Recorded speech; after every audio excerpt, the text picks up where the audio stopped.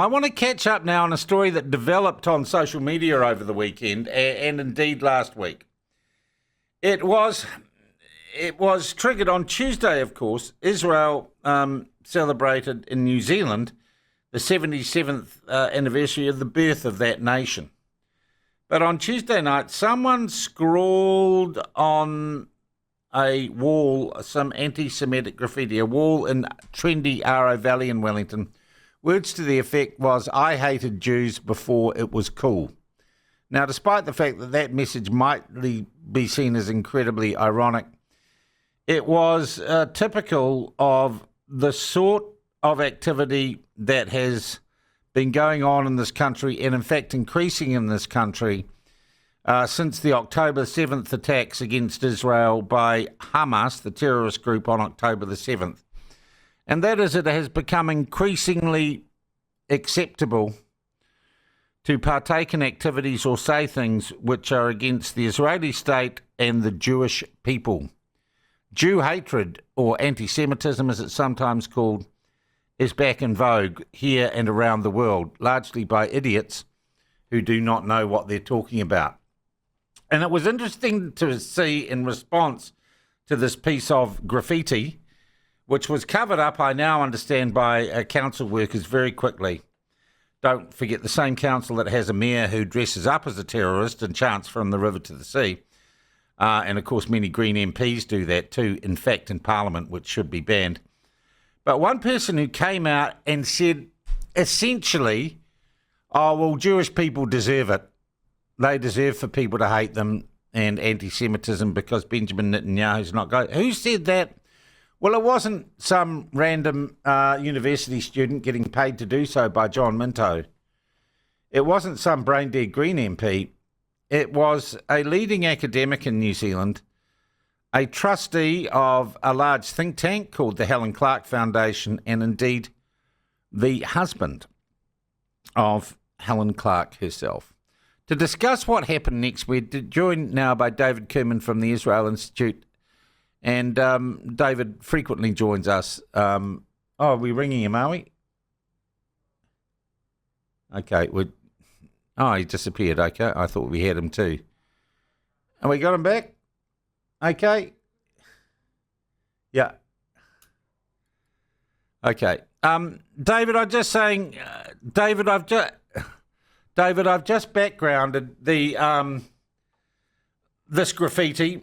And I really want you to describe, what did you take from the social media comments of Peter Davies, Helen Clark's husband, when he responded to the controversy in the posts about that graffiti?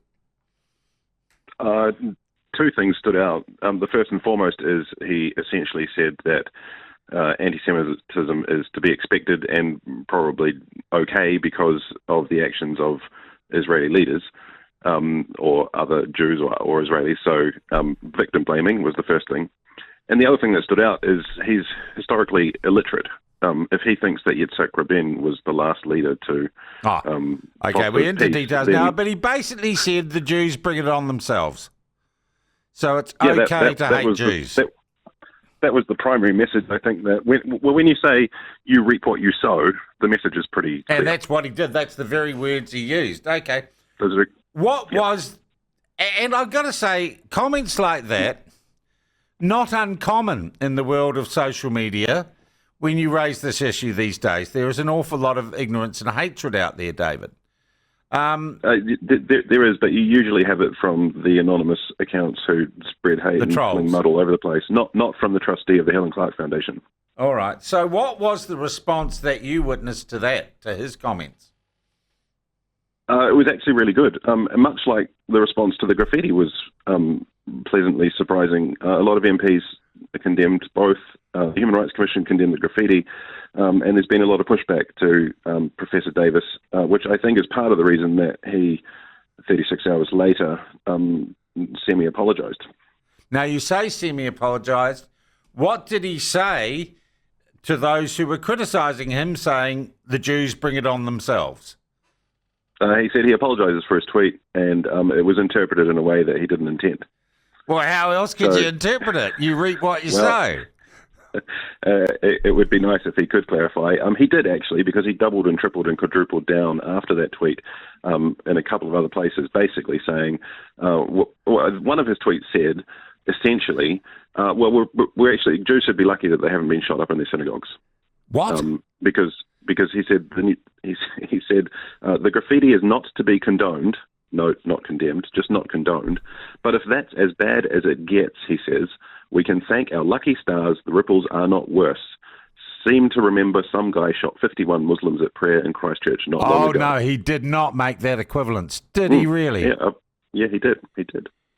At least you haven't been massacred that is like saying at least you haven't been massacred in your synagogue. Yeah. Shut up and put up with just a little bit of Jew hatred. Yeah, it's because just, it could be so much worse. And it's because of what's happening in Israel, so it's understandable. That's the message that he is sending loud and clear. Well, so he hasn't really apologised at all, David.